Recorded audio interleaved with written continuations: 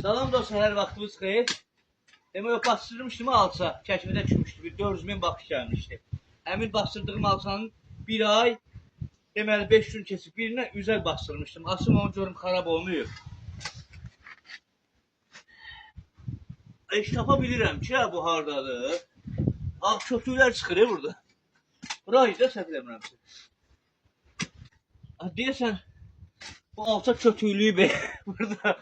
Bahane ya, bunu tapa bilmədim. Qış su saxlamışdım. Çünki qışda açaram. Dedim, indi birini açırım. Birini üzər bastırmışdım. Görüm, heç onu da düz deyə tapa bilmirəm.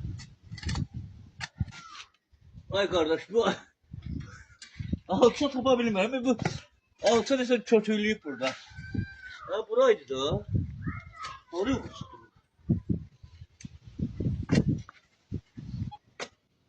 Ay qardaş, tapa bilmirəm. Mən bu harda da. Yoxa çıxdı. Orada yorumda yazmışdılar ki, yerim bildim, cevabı oxuyacağım gecəylə. Deyəsən, həqiqətən oxuyublar, tapa bilmirəm. Bu iş sənin sıracıqlı olsun. Ay bu harda da tapa bilmədim. Oh, tapdım axır ki. Buna söndür onu balam. Giden buradan sen. Görək xarab olub olmayıb, bax gözümüzün qabağında. Çoxları açıb deyir xarab olub. Görüm, xarab olub yoxsa olmayıb.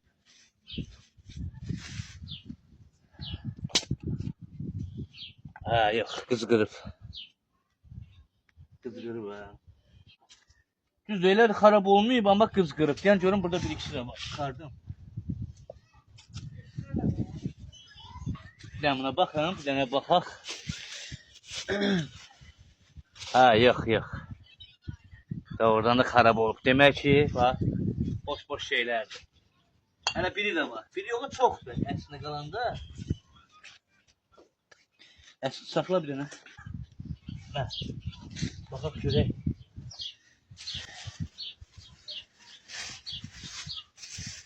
Elə bir qızıl bastırmışam mən. Hə, bax. Hə, qızqırıb. Amma bu yaman xarab olub, ha. Bunun birinin dadına baxarım, görüm. Amma yox, inanmıram da, yəni qalmır. Xarab olub. Boş şeydir. Bəlkə biz nə səhv eləmişik, amma boş şeydir, ha. Düz deyir ki, şey qalıb. Ay yarımdır, bir ay 5 gündür. Buradadır, belə. Xarab olacaq amma, qalan deyil. Çox